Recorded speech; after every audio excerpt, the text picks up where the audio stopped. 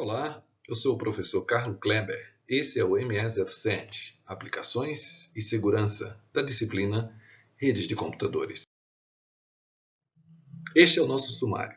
Não vamos percorrer todos os itens hoje. Vamos ver parte deste módulo. Para este módulo, nós vamos considerar as camadas de aplicação, transporte e rede, com foco nas aplicações em si e também na segurança do sistema. Inicialmente, uma diferenciação entre aplicações e protocolos, que nós já vimos anteriormente, mas é sempre bom revisar.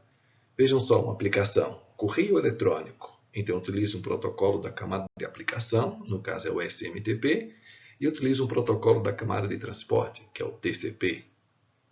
Para uma transferência de arquivo, o protocolo da camada de aplicação é o FTP. E o protocolo da camada de transporte é o TCP. Então, esta diferenciação conceitual é importante. Saber diferenciar o que é uma aplicação do que é um protocolo. Mais uma vez, uma figura tentando esclarecer bem, definir bem como funciona e como se separa o usuário do sistema em si. Então, vejam, eu tenho um usuário que vai fazer uso de algum protocolo da camada de aplicação.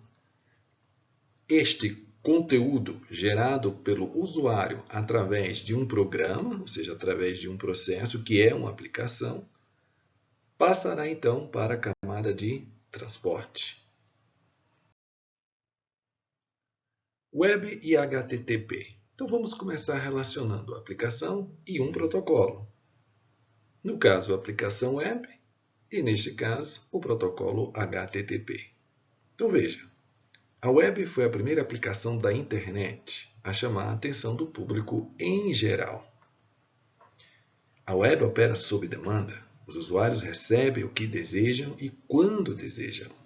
Hiperlinks e buscadores ajudam a navegar através dos inúmeros sites da web. A web serve como plataforma para muitas aplicações de sucesso que surgiram depois do ano de 2003, incluindo YouTube, Gmail e Facebook. O HTTP, o protocolo da camada de aplicação da aplicação web, está na RFC 1945 e também na RFC 2616. Ele define como clientes requisitam páginas web de servidores web e como os servidores web transferem as páginas web para os clientes. Mais tecnicamente, uma página web consiste de objetos. Objetos, por exemplo, um arquivo HTML, uma imagem JPEG, um arquivo de áudio. A página web usualmente consiste de um arquivo HTML base que inclui vários objetos referenciados, sejam endereçados. Cada objeto é endereçado por uma URL e a URL contém esses dois componentes, o nome do host e o caminho. Aí está um exemplo de URL. O HTTP é implementado em dois programas, um programa cliente e um programa servidor. O programa cliente e o programa servidor conversam entre si por meio da troca de mensagens HTTP. Vamos ver em mais detalhes a seguir. Vamos ver algumas características que definem o HTTP, que caracterizam a sua operação. O HTTP utiliza TCP. O HTTP é stateless, quer dizer, é um protocolo sem estado. Eu posso ter um HTTP não persistente. Neste caso, no máximo um objeto enviado sobre cada conexão TCP. E posso ter também um HTTP persistente, onde múltiplos objetos podem ser enviados por meio de uma única conexão. Conexões não persistentes têm desvantagens, duas específicas. Uma nova conexão deve ser estabelecida e mantida para cada objeto requisitado. Cada objeto sofre, então, um retardo de entrega, dois RTTs. Um RTT para estabelecer a conexão e um RTT para requisitar e começar a receber o objeto, conforme ilustrado na figura. O HTTP persistente funciona da seguinte forma. O servidor deixa a conexão aberta, ativa, após uma resposta.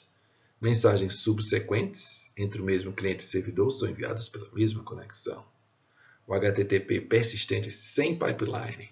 O cliente emite novas requisições apenas quando a resposta anterior é recebida. O HTTP persistente com pipeline, o cliente envia requisições assim que encontra um objeto referenciado. Então, com pipeline, termina sendo mais eficiente, ou seja, você vai gastar menos tempo. Vamos falar sobre cookies. O HTTP não tem estado, mas claro que seria sempre bom saber quando você estivesse fazendo um acesso a um mesmo servidor e utilizar suas características anteriores de acesso. Isso é feito através dos cookies, RFC 6225. A tecnologia de cookies tem 4 componentes, conforme aparece no slide. Um exemplo. Um usuário acessa o eBay frequentemente. Esse mesmo usuário acessa o Amazon pela primeira vez. Então veja que para cada servidor ele recebe uma identificação. Essa identificação é justamente relacionada ao cookie. Então para o eBay, a identificação dele é 8734 e para o Amazon é 1678. Então sempre que ele acessar o eBay ou o Amazon, ele terá uma identificação. Essa identificação servirá para um repositório de dados do lado do servidor que vai armazenar características desse usuário, como, por exemplo, os produtos que ele mais gosta de comprar, ou o tipo de produto que ele mais gosta de comprar. Outra definição, Web Cache ou Proxy Server.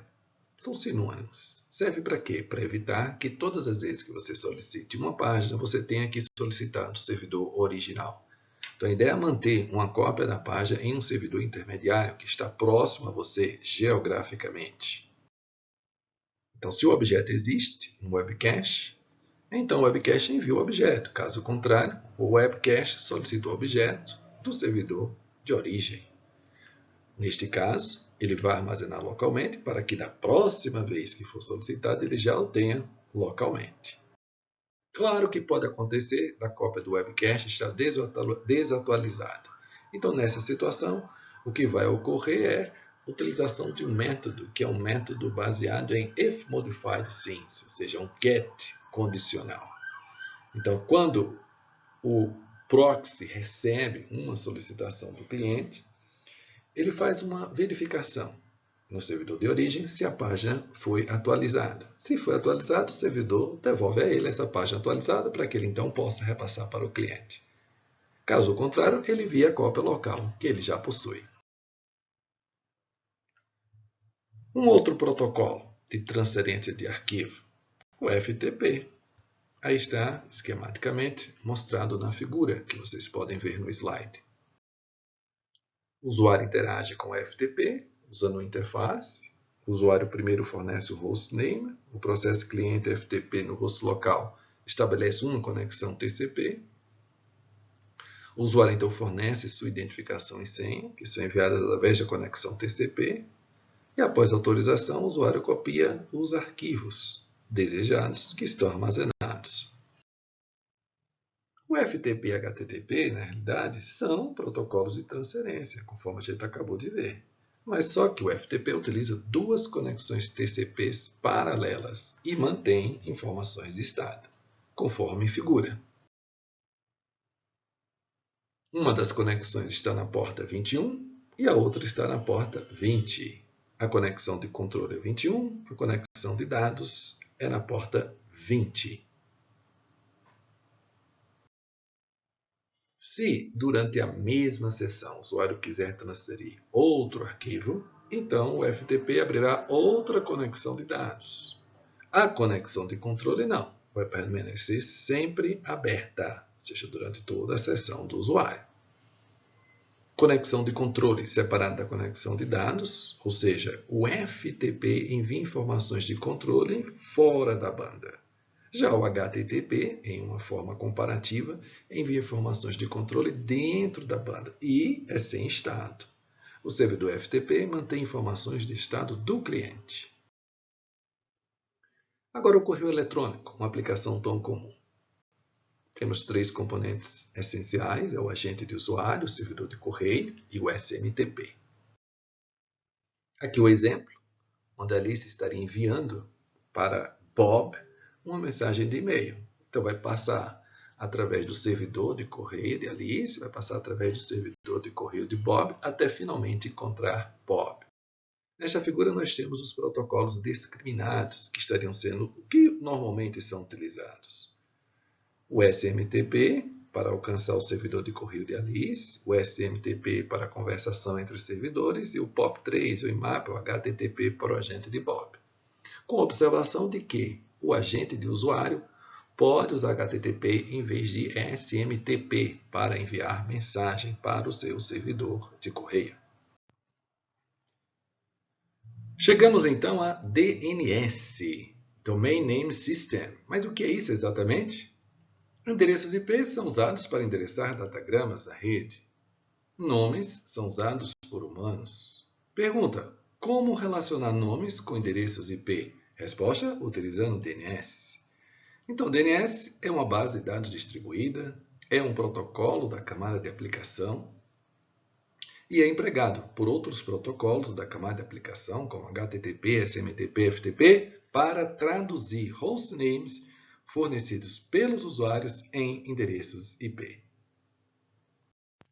A organização do DNS segue uma hierarquia dividida em níveis que devem ser consultados para que se tenha, então, essa tradução do nome em um endereço IP. Aí está a hierarquização. Nós temos aquilo que a gente chama de nível root, raiz. Depois, TLD, que são os servidores Top Level Domain. E, por último, os autoritativos. Cada um deles deve ser utilizado para que se tenha essa tradução. Temos ainda o servidor de nomes local, que funcionaria como um proxy. Um proxy que seria a primeira consulta que o host faria. Aí, caso não tivesse essa tradução neste proxy local, você então seguiria para essa hierarquia que nós estamos apresentando. Vai ficar mais fácil com o exemplo que vamos dar na sequência. Então, vejam. O host em sys.poly.edu quer o endereço IP para gaia.cs.umes.edu. Então, veja o que acontece. O hospedeiro requisitante, seguindo a sequência numérica, 1. Consulta o servidor de nomes local, que interna a sua rede ou próximo geograficamente à sua rede. Não sabendo, ele vai consultar, então, o servidor de nomes raiz, considerando agora a hierarquia que acabamos de apresentar. Ele, não sabendo, devolve a resposta 3, informando que ele deve consultar agora o servidor de nomes TLD, que seria o 4. Retorna, então, no número 5, informando que ele deve consultar agora o servidor de nomes com autoridade, o autoritativo, a qual nós nos referimos. 6. E aí, finalmente, devolve a resposta 7. Com 7, o servidor de nomes local pode, então, dar a resposta definitiva, que seria o respectivo número para o nome gaia.cs.mes.edu. Neste caso, nós podemos observar dois tipos de consulta. Uma que foi recursiva, ou seja, que não retornou nenhuma resposta parcial, que foi o do servidor de nomes. Os demais, nós dizemos que houve uma consulta e houve uma resposta parcial, caracterizando um método de iteração, ou seja, uma consulta interativa. As respostas, incluindo respostas parciais, são armazenadas em cache para consultas futuras, mas respostas em cache não são oficiais, podendo estar desatualizadas. Os servidores remotos são cientes de quanto tempo devem manter a informação. Um outro detalhe interessante é que essas consultas e respostas utilizam o protocolo de transporte UDP. Para maiores detalhes do DNS, da sua atualização, nós temos a RFC 2136. Vamos falar um pouquinho sobre uma aplicação peer-to-peer?